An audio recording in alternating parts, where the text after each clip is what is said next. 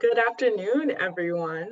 Thank you so much for joining us. My name is Praise Hall, Bowdoin class of 2020, and I am so honored to be hosting a fireside chat with two of Bowdoin's finest leaders, public servants, and all-around inspirational women. Before I begin to introduce each speaker, I would just like to note that we will have time for a Q&A at the end. So definitely feel free to add any questions that you have throughout the session in the chat, and we'll be able to get to them hopefully at the end. I would now like to begin by introducing our first of our keynote speakers, Vanessa Vidal Castellanos, class of 2008. After Bowdoin College, Vanessa Vidal Castellanos worked for a Bowdoin professor, editing and producing her documentary series while living at her host parents in Brunswick and job searching. She explored opportunities in the IT sector, even considered Hollywood, but her true passion for LBN commune and public service won. And she went off to the Fletcher School at Tufts University to obtain her Master's of Arts in Law and Diplomacy. Vanessa then joined the U.S. Foreign Service in 2010 as a Pickering Fellow. She has served in DC, Tunisia, Switzerland, Zambia, and Saudi Arabia. Throughout her career, she has held various positions, from Chief of U.S. Citizen Services in Switzerland, where she oversaw the largest number of U.S. citizenship renunciations, to spokesperson for the U.S. government in Zambia, and to economic officer in Saudi Arabia, where she promoted U.S. businesses while the kingdom made historical, political, economic, and social changes, including the right for women to drive. Vanessa is currently the communications advisor to the U.S. Special Envoy for Yemen, managing all of his press and public engagements mandated by the president to end a war that has been going on for over 7 years. She is the recipient of several U.S. Department of State meritorious awards for her work promoting U.S. foreign policy overseas. Vanessa was born and raised in Los Angeles, where her parents immigrated from Latin America, and she fluently speaks Spanish and French, and even some Arabic and German. Welcome, Vanessa. We're so excited to have you here. Our second speaker is joining us today is Dora Anne Mills, class of 82, and parent to Polar Bear in the class of 2024. Dora Anne Mills, since 2018, has served as the Chief Health Improvement Officer for Maine Health, Maine's largest health system. She previously served as the Maine CDC Director for 15 years under Governors Angus King and John Badalci, overseeing many efforts, including the development of a statewide public health infrastructure, Maine's response to the H1N1 influenza pandemic, and the implementation of a system for chronic disease prevention, as well as addressing a number of environmental health issues. For part of her tenure at the CDC, she served simultaneously as the state epidemiologist before becoming the vice president for clinical affairs and the director of the Center for Health Innovation at the University of New England for 7 years. She is the recipient of a number of awards, including the highest honors by the Maine Medical Association, the Maine Public Health Association, and the Nathan Davis Award by the American Medical Association. Graduating from Bowdoin College, UVM College of Medicine, the Harvard School of Public Health, and Children's Hospital of Los Angeles, Dr. Mills also lived and worked in Tanzania, as well as volunteered for shorter stints in Ivory Coast, Ghana, and Dominican Republic. She currently lives in Portland and Farmington and is the mother of a young adult and teenager. Wow, just incredible, well accomplished woman. I should just mention that actually my youngest is now a sophomore at Bowdoin. So yeah, exactly. I probably should have put that in the bio. Class of 2024, I think I got that in. I'm so excited to have this conversation with you. And just as a kind of a preface, our conversation today is entitled Speaking for LBN Commune, which really speaks to the dual impact of the common good at Bowdoin and beyond. Today, you'll hear from Vanessa and Dora Anne about the lived experiences, their lived experiences as they pursue the common good. And I will just start us off with a guiding question, but Vanessa and Dora Anne, you already know, please feel free to take this conversation really and truly wherever your heart's desires. After I read this first question, definitely feel free to jump in any order.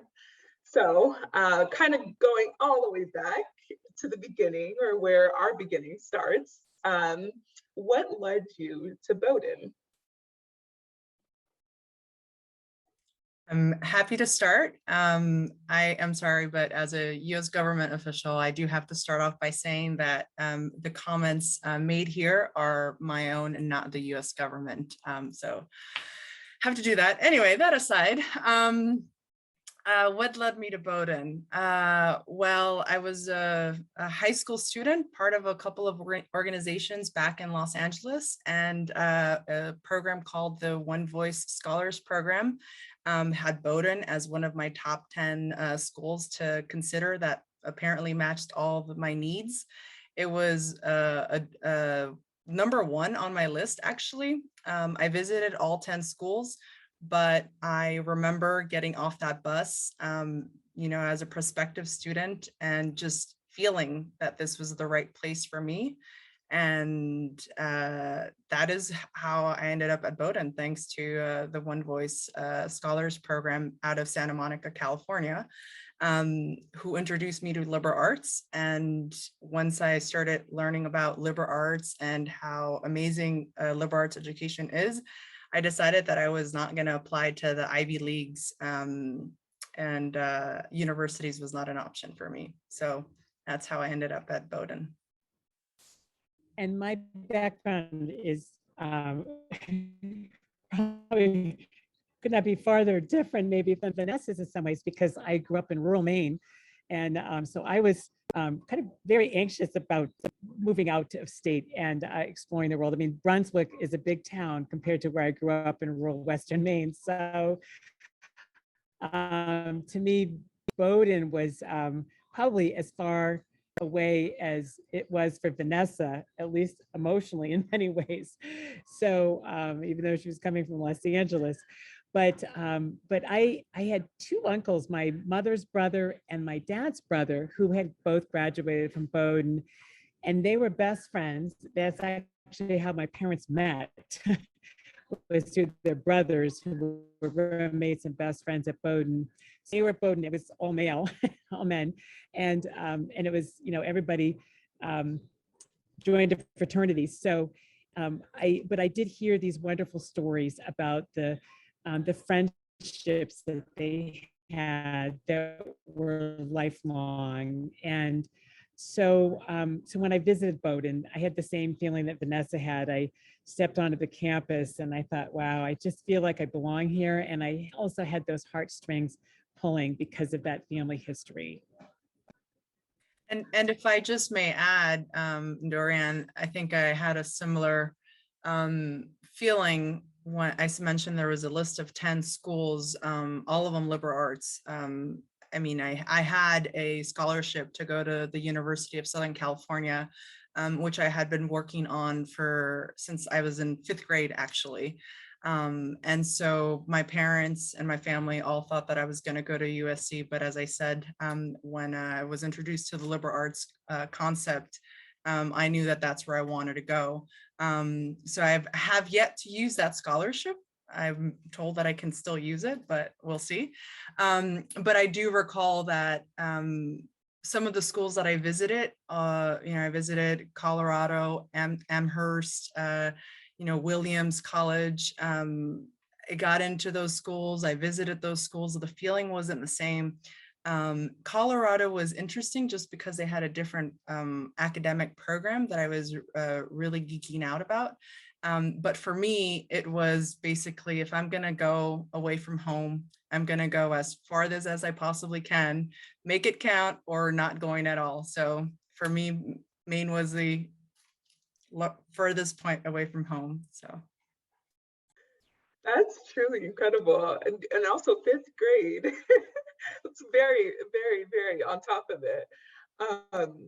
that's so exciting. And now you make me think of what it means to you, kind of knowing that you were going to this liberal arts and how that changed and led you to Bowdoin in some ways, even though that was like a relatively late addition.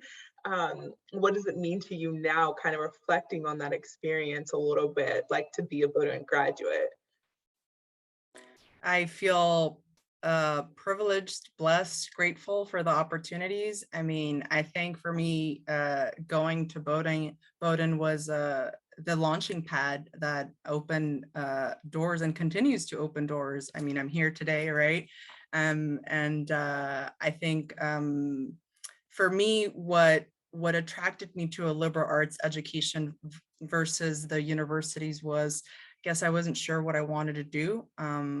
Matter of fact, I probably still don't know what I want to do in 5 years, 10 years from now. I just know that I want to continue to professionally and academically grow.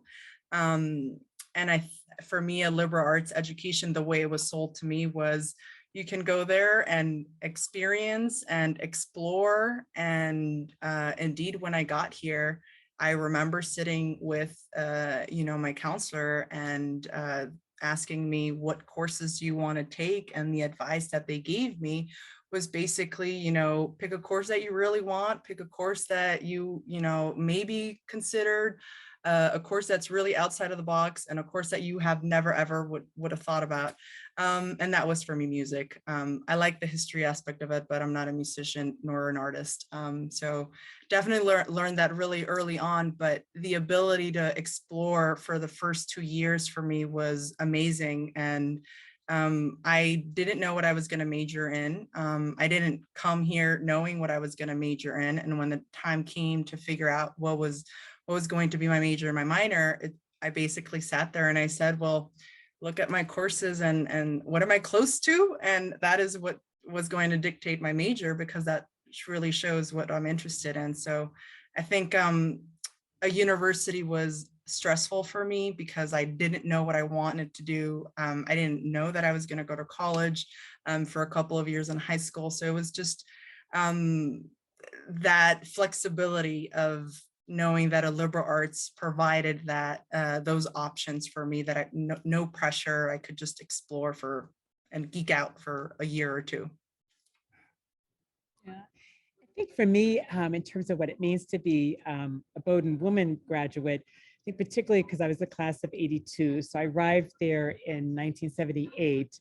So Bowdoin was still predominantly men. I mean, there were mostly men in my class. I don't remember the exact proportion, but it was certainly, I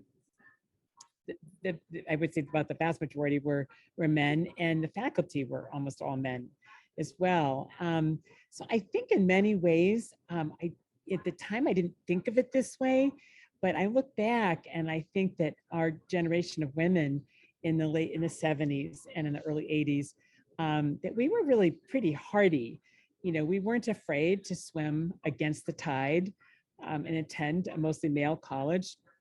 And one which was trying to become co-ed, but it was in that transition time, and so I think that we were hardy, but we relied on each other. I mean, I was coming from rural Maine, and I went to a public high school.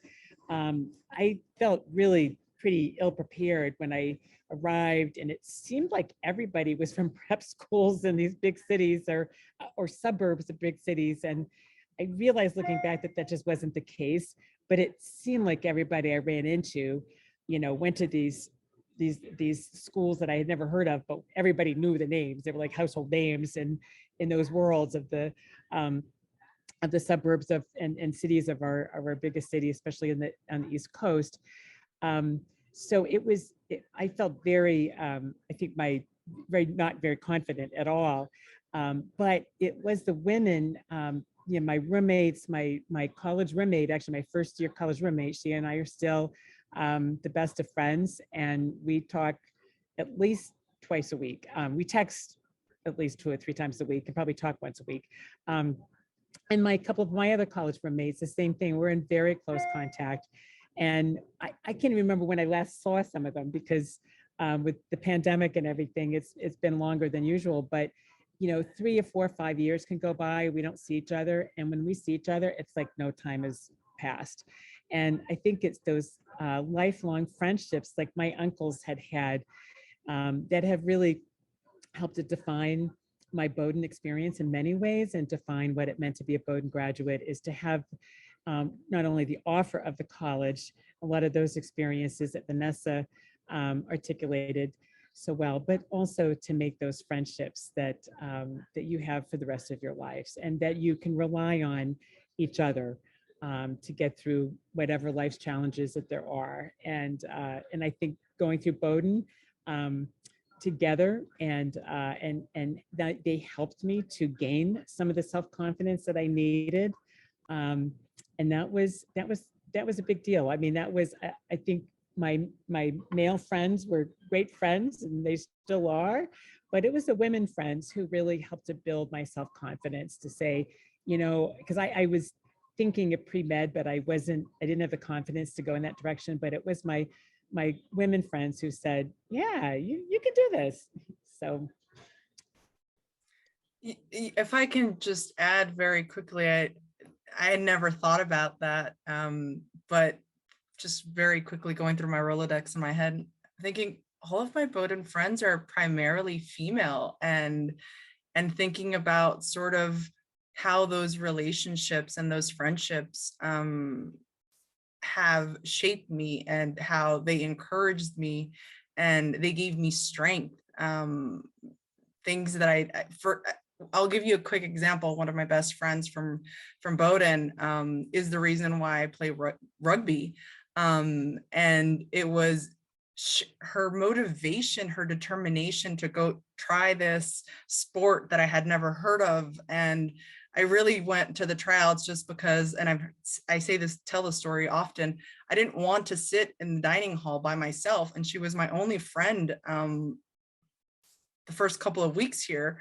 And so she said she was going to a rugby practice, and I said, okay, I'm going too. And I ended up going, and the team became friends, and friends turned into family. And I think even though there's, years later, Dora Anne, I think the women were still fearless and so determined and so strong that it was just an inspirational to me. And I thought, man, I can really do this, right? And I eventually got over the not being able to sit in the dining hall on my own. I was able to do that, but it was just nice meeting this group of friends. And I can say that the majority of my friends are rugby players or were from the rugby team, but I had other friends that were also non-players, and the strength across, the determination, how confident these women were. I didn't have that.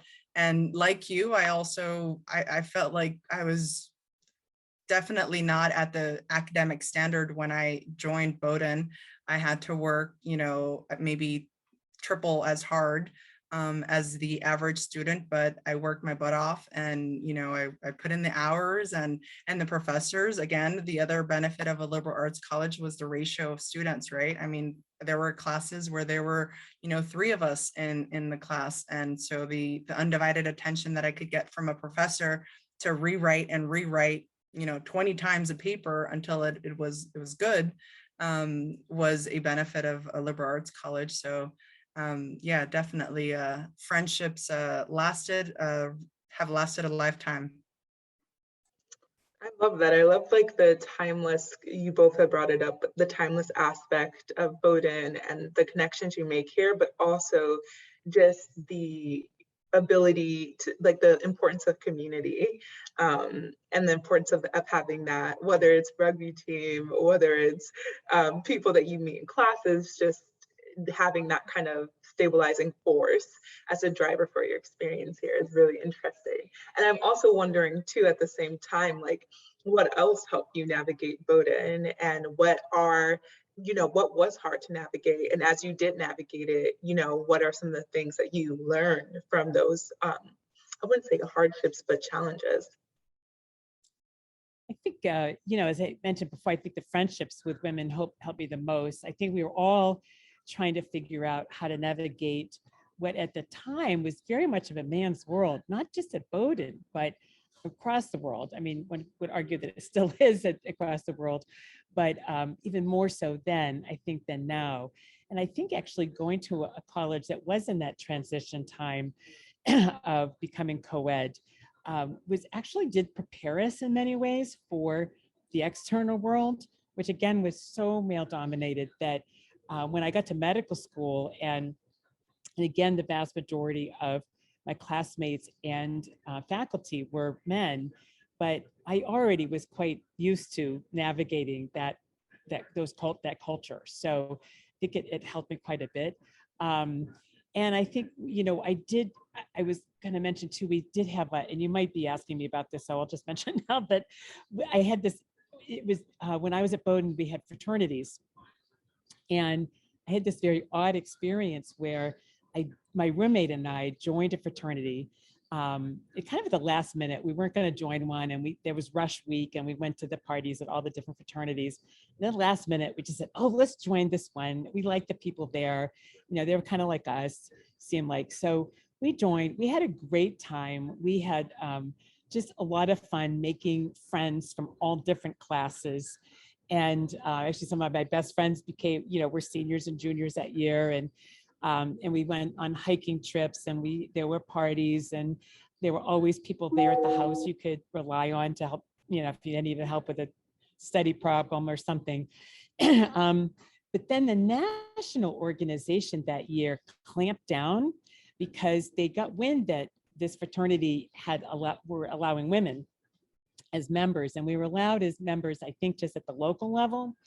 And we had elected a couple of women as officers, but only at the local level. So the names, I think, that were submitted to the national organization were men's names.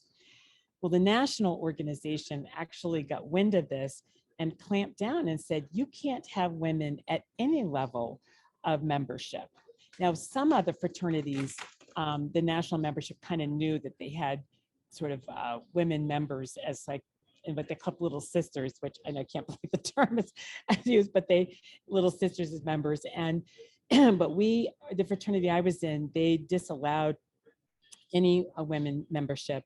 So at the end of the year, all the women were expelled from the fraternity, and several of the men joined us and just said, we're not going to stay in this fraternity if this is what it stands for. A number of the men stayed, and it continued to be a fraternity until President Edwards closed the fraternities in 1997.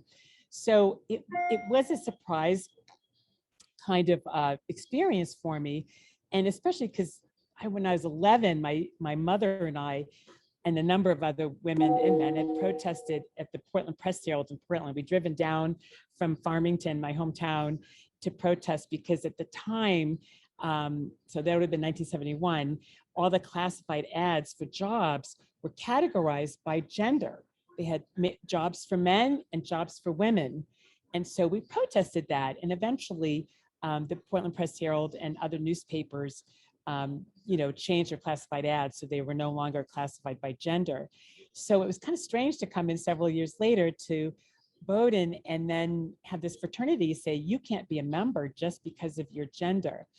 But it actually was a very insightful experience that helped me to, I think, to be stronger about these issues. And the women that in my class, who were fraternity members, and the men who left with us, joining some of the men who stayed, we were very close, and we stayed. It kind of the experience in many ways brought us together much closer to say, well, this is our culture is very much, I mean, even though, Bowdoin was just a microcosm in a larger culture. And so that kind of experience helped us to figure out, I think, it wasn't the first time, it wasn't the last time, it wasn't the first time that it encountered that kind of discrimination just based on gender. And so I think the experience helped me in many ways to navigate those similar experiences that I encountered over the years. But I have to say, when I did get the letter from President Edwards that went to the college community in 1997 saying he was closing the fraternities, and I know that there are many people had great experiences with them, and so it was a very difficult decision. But I was very grateful because I thought, you know, even by 1997, a lot of fraternities did not let women in as full equal members. So, so I know that was a very different kind of experience than the Vanessa experience, but I think in many ways it made a lot of us women from that era also stronger and realize, okay, you know, we can navigate this. Sometimes you're just not always going to win every argument that you make, but you could still navigate it and still pursue good. Definitely a different era for me. I think I recall sort of the rugby matches, and we had I think great relations and friendships with the men's rugby team. So I always enjoyed that. I did not experience I guess some of the discrimination that you did to that extent. But to answer your question, Praise, what you know, helped me navigate Bowdoin. I think, well, first of all, I think obviously I'm a Latina female, or not obviously, but I am a Latina female. And I think the Latin organization at Bowdoin was a great resource for me. I am still to this day a big proponent, and I strive to not let either being a Latina or being a female define me, because I'm much more than that. And I want people to see more than that, and not just box me into categories. But I think that said, the organization was a great resource and support for when I needed to just speak Spanish. I knew I could just go to the group and stop thinking in English, for example. And there was a great community of women, great female friends there. And we had really good relations with the African American organization as well. Some of my very close friends, my best friend that I was referencing earlier from Bowdoin, the Bowdoin rugby team, was part of the African American organization. And she and I were, as we say in Spanish, uña y mugre, throughout Bowdoin College. So we were very close, and she was a huge support for me. We ended up being roommates, I believe, I think our senior year, junior year, my brain is not remembering correctly, but senior year. But we were, she was a great support for me, just because we could understand each other. We had some of the similar challenges. We were both Chamberlain Fellows. We were at that time, there were only 6 of us that year. So I know that the college has expanded their scholarship awards, but at that time it was only 6 of us. We had spent the summer together at what was it, Exeter School, again, one of those schools that are prep schools that everyone knows, but I didn't know. So I called it jail at the time because there was a curfew, but it really was basically Exeter was our launching pad to start Bowdoin and not be so academically behind. So that was, she was there throughout. She was there through the pre-orientation. So she was a big support system for me. The organization, I mentioned already, the rugby team, it was what basically when I joined the rugby team, I found a sense of family again. And as a Latina, right, family is at the center of everything. And because of my career, because of the path that I chose, I have not been back to Los Angeles since 2004, since I started Bowdoin. I never went back. And I think that for me, I have taken a spin to what familia means in the Latin culture. And I truly call friends family, because that is what they have become.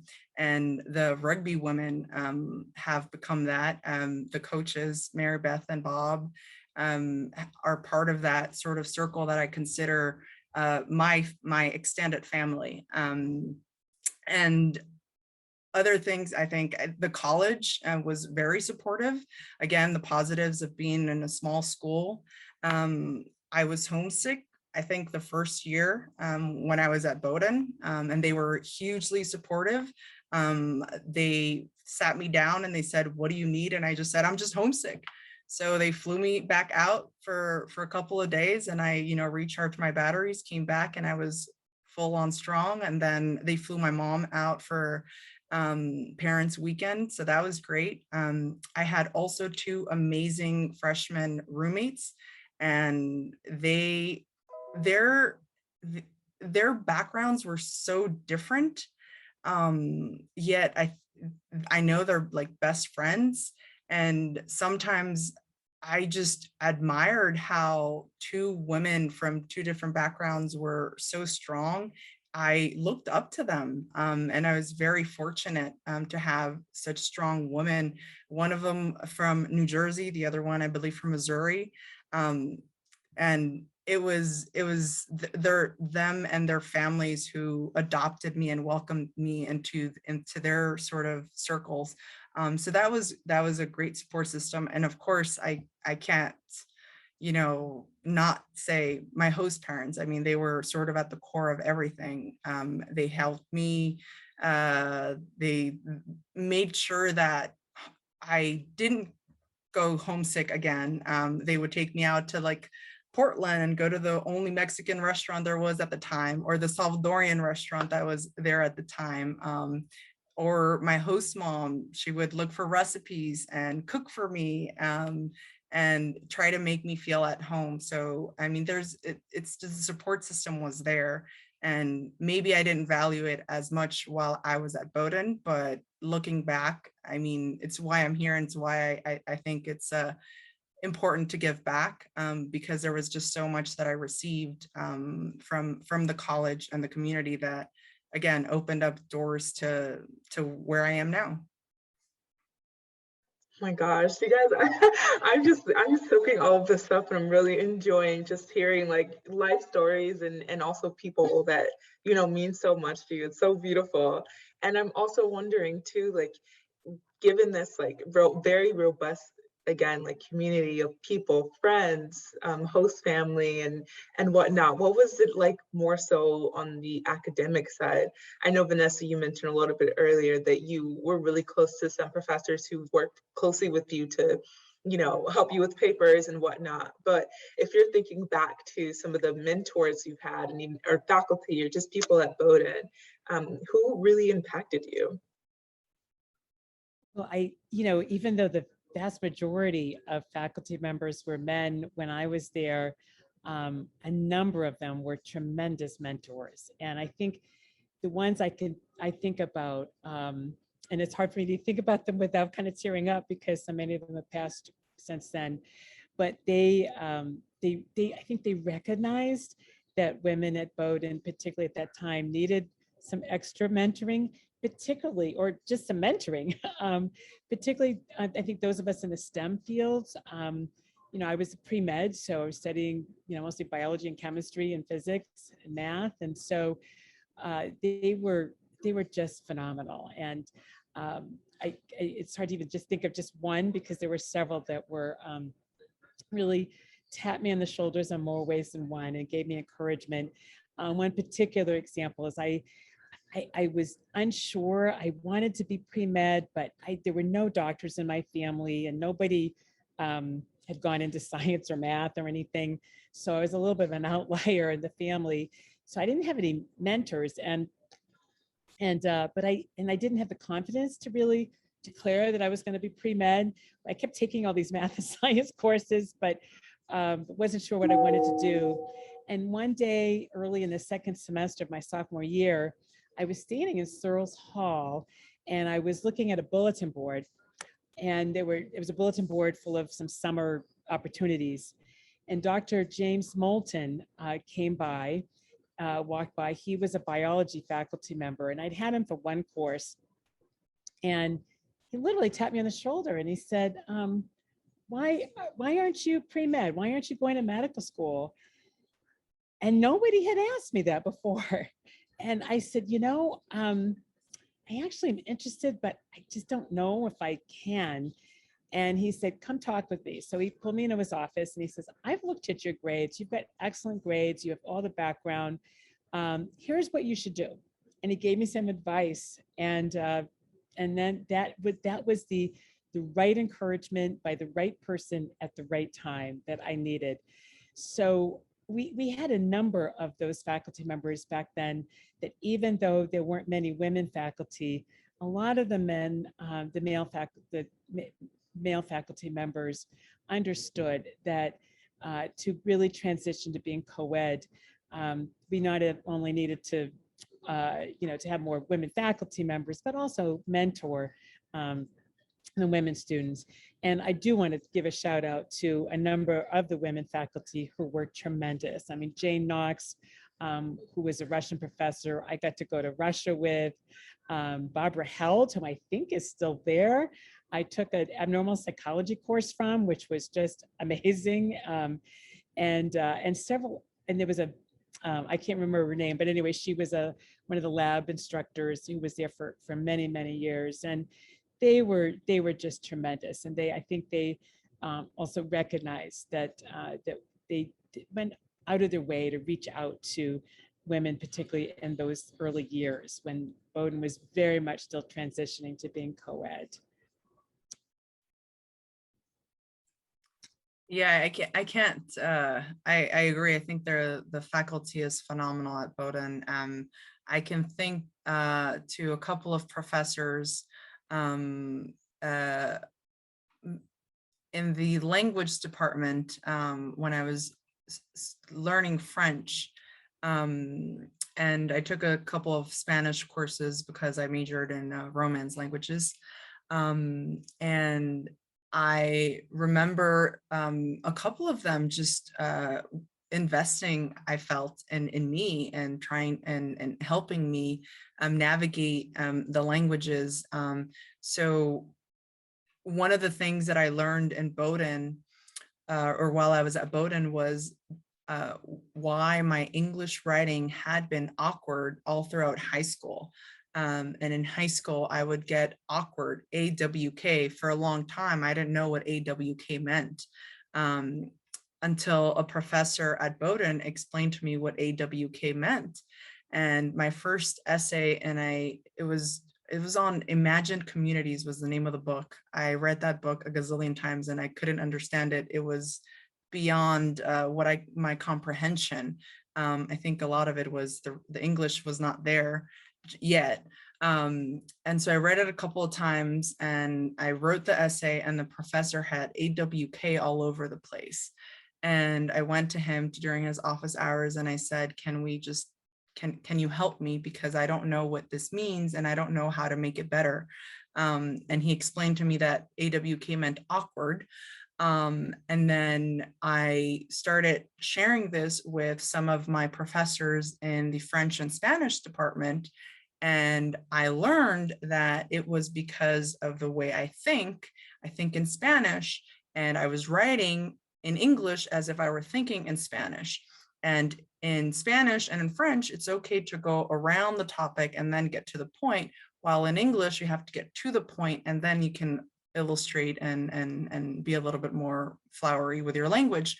And that was my big issue with writing. And the professors, I can't thank them enough, both, in English and in the French and the Spanish department, who spent hours with me one-on-one, helping me improve my writing in any language, because I don't think I'm a great writer. I think was one of the biggest skills that I could have strengthened while I was at Bowdoin.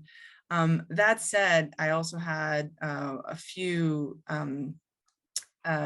female instructors, professors who were great.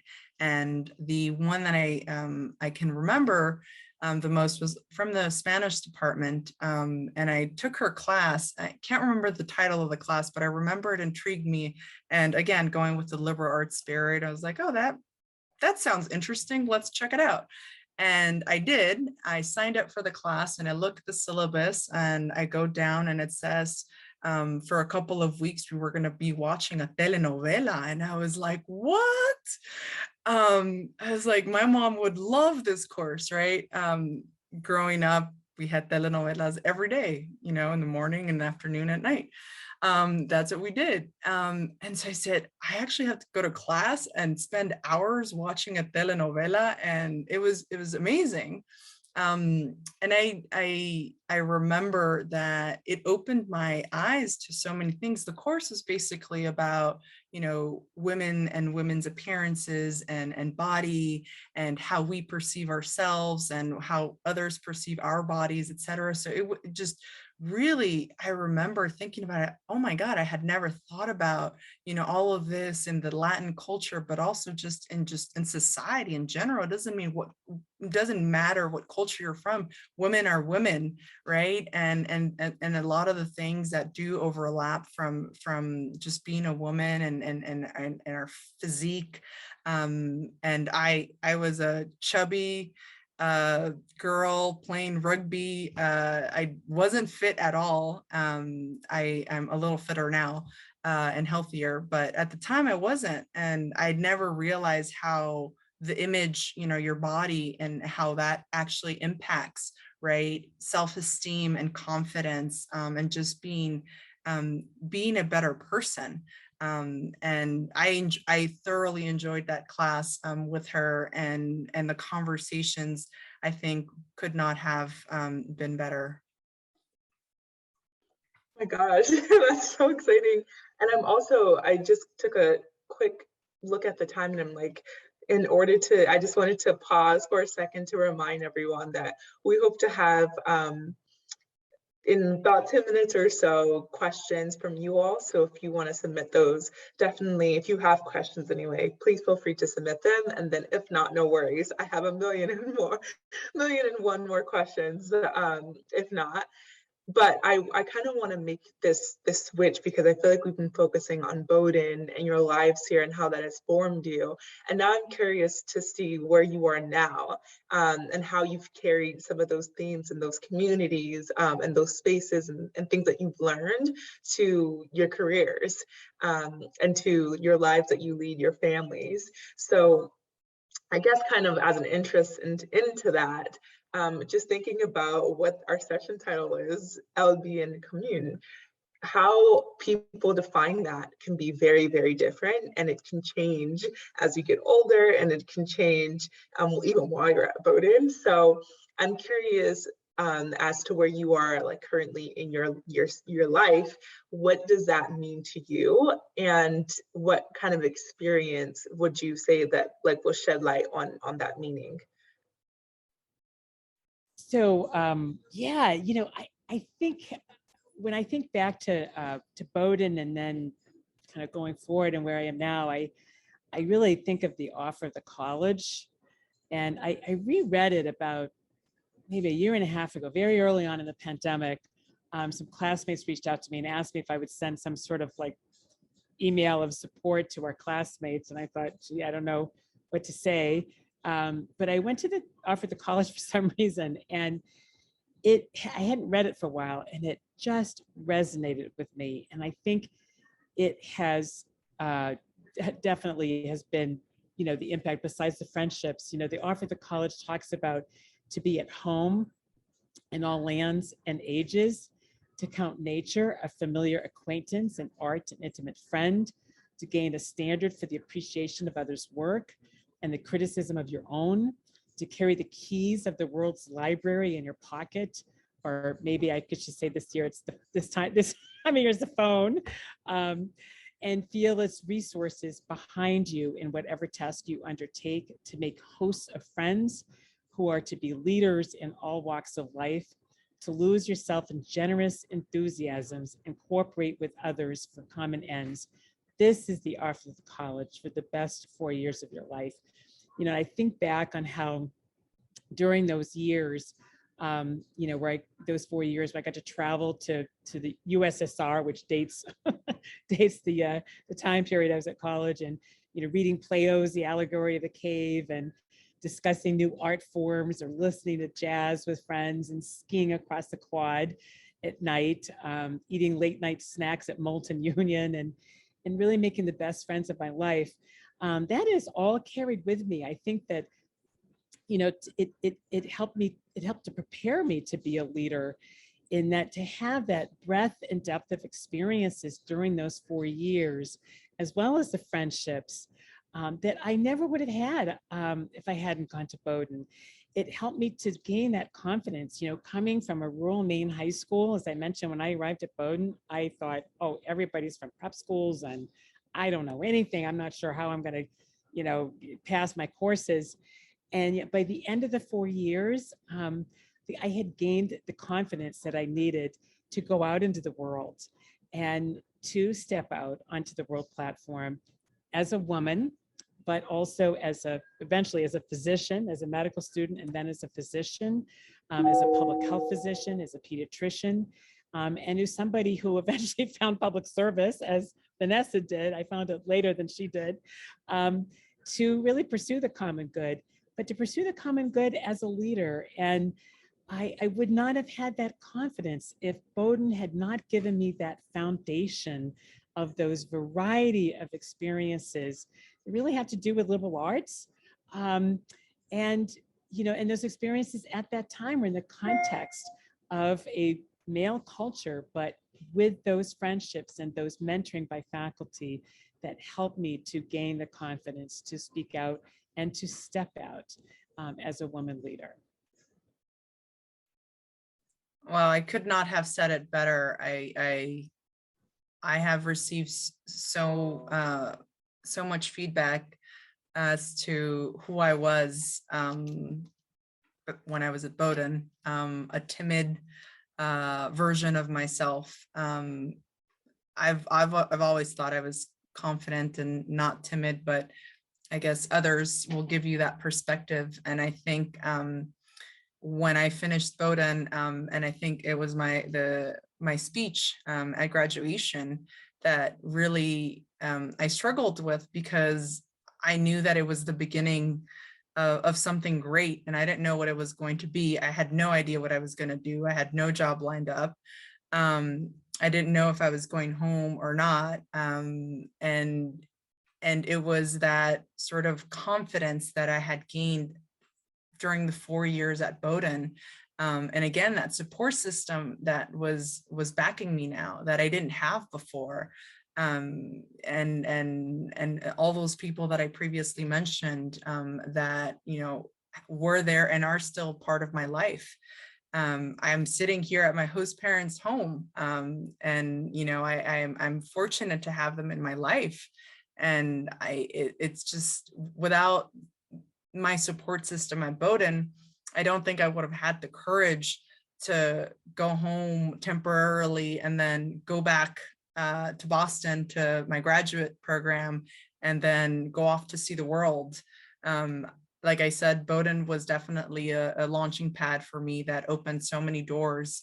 The people, the network, the opportunities, the experience, the life lessons that I learned, sitting at, you know, the dining hall with some of my friends and exchanging views.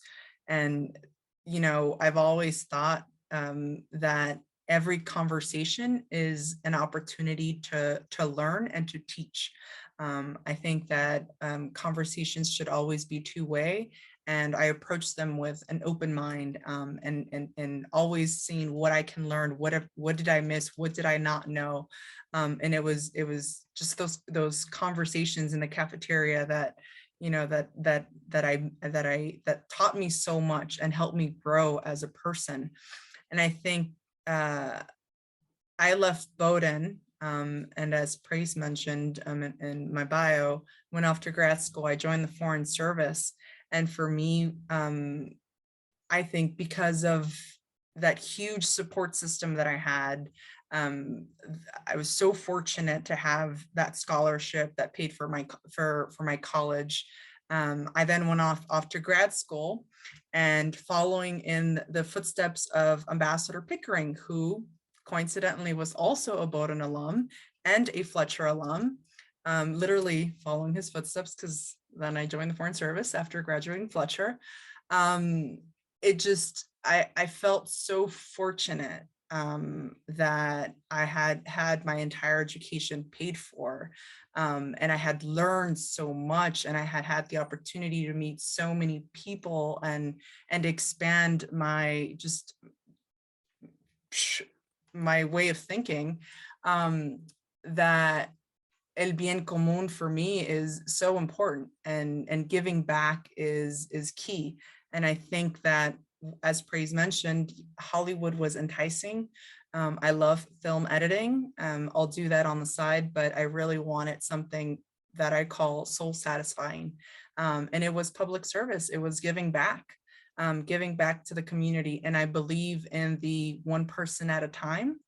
And I think that I have had the opportunity to help people overseas, whether it's through our exchange programs. They come to the United States, get some experience, get some education, they go back and do amazing things. I have numerous examples of that, but also helping mentor interested or prospective foreign service officers. I've talked to Bowdoin College students, Fletcher students, junior foreign service officers just starting off, women, male, from across different experiences, and mentoring them, and just sharing my experience. And I think for me is, you just never know what you're giving, and what they're going to take from it, and how you're going to impact someone's life. And for me, that is what is soul satisfying. That's what makes me happy. And that's what I've chosen to devote my life to. Wow. I love that. I think I'm going to have to use that, soul satisfying. I love that so much. I want to transition to some audience questions, and we may not get to everyone, but I definitely want to, at the very least, get to this one. Someone says, "Thank you, Dora and Vanessa, for your inspiring and insightful remarks. What on the whole, when you think about young students, prospective students at Bowdoin, and aspiring students and students that are already here and on the call now, what advice would you give? And whether that's to young women or just general students, broadly speaking, what would you say?" I would, and you can hear me okay. I just trying to find the mute button here. So I'm actually, I'm in the main medical center's cafeteria. So, and there's a TV player nearby and some people on the phone nearby. So this is kind of wasn't where I was expecting or hoping to be. But anyway, so, as women, you just kind of, and as anybody, but I think Bowdoin kind of gave me that certainly that background to be able to pivot and be flexible, whatever the situation is. So anyway, to me, it's about a couple of things. I think I've already mentioned the themes. I mean, one is to make friends. These are the friends that you will be your friends for your lifelong. And not that, I have lifelong friends from high school and other parts of my life as well. But those formative years when you're at Bowdoin, those, you're living together, you're learning together, you're trying to figure out who you are, your own identity crisis, and adults segueing into adulthood.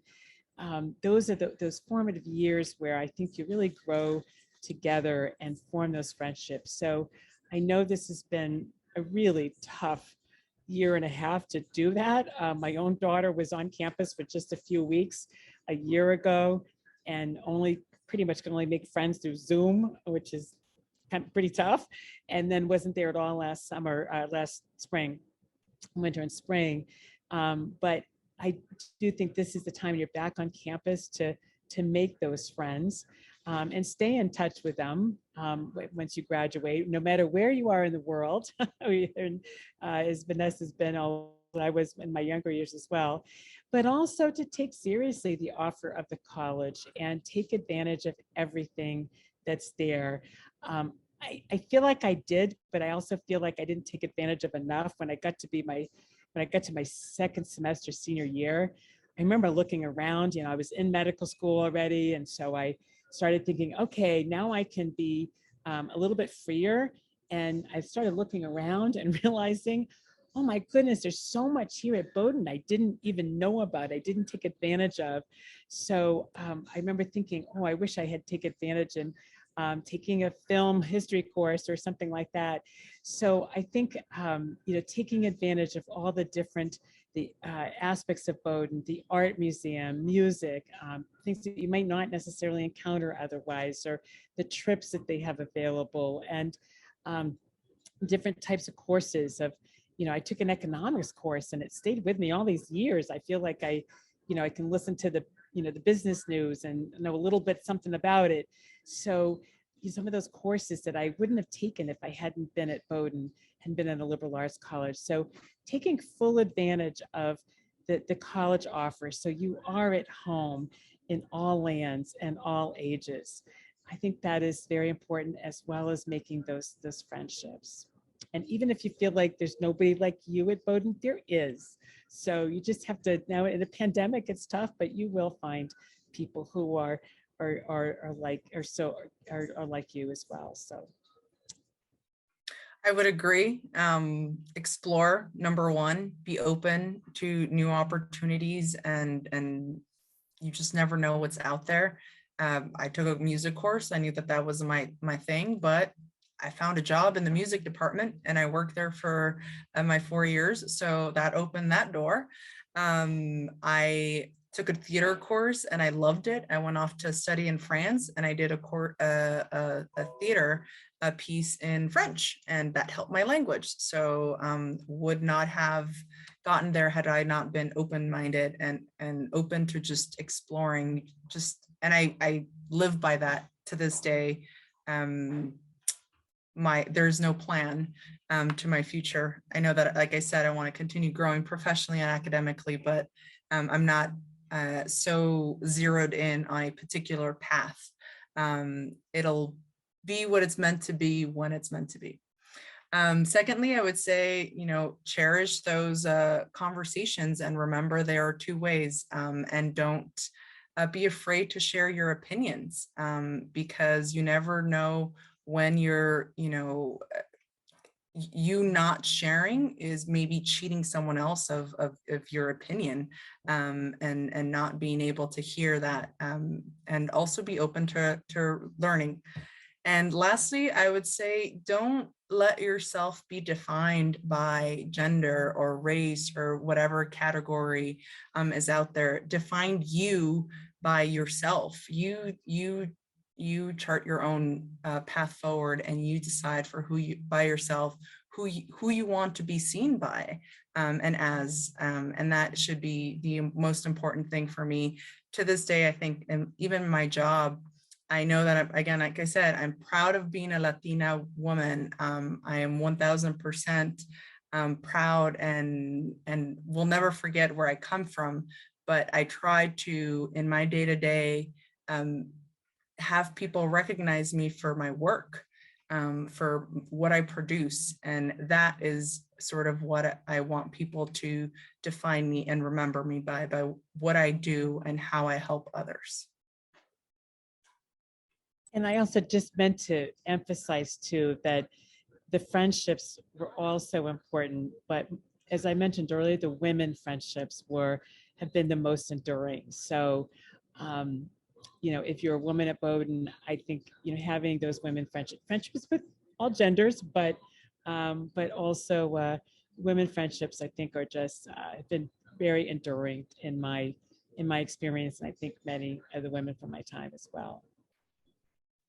Amazing. I would just like to take a last moment here to just thank you so much for your words. Thank you so much for sharing and just being so thoughtful. I truly enjoyed listening, cracking up, and just really getting the tidbits of wisdom that you both just so graciously gave us all. We have 2 minutes left, and I have one last question, which will require obviously just 1 or 2 words. But if you can, just describe the empowering characteristic you obtained from your time at Bowdoin, that would be fantastic. And you have a minute to do so. I think flexibility. I think such a wide variety of experiences that I had at Bowdoin really enabled me to be I think these days we call it pivot. That's what we keep saying at the pandemic. It's like we keep pivoting during this pandemic. So maybe it's pivot, maybe it's flexibility, but they kind of mean the same thing. I would have to say open-minded and assertive. Those would be the 2 words. Amazing. Well, I know everyone can't see this, but I'm giving you a virtual clap. Thank you, Praise. You've been wonderful. And I saw your session earlier and it was fantastic. So thank you so much. And thanks to everybody who attended too. So Yeah. maybe someday in person we can. I know, that'd be amazing. In person one day. Thank you everyone so much for tuning in, and we hope you have a good rest of your day and enjoy the sessions tomorrow.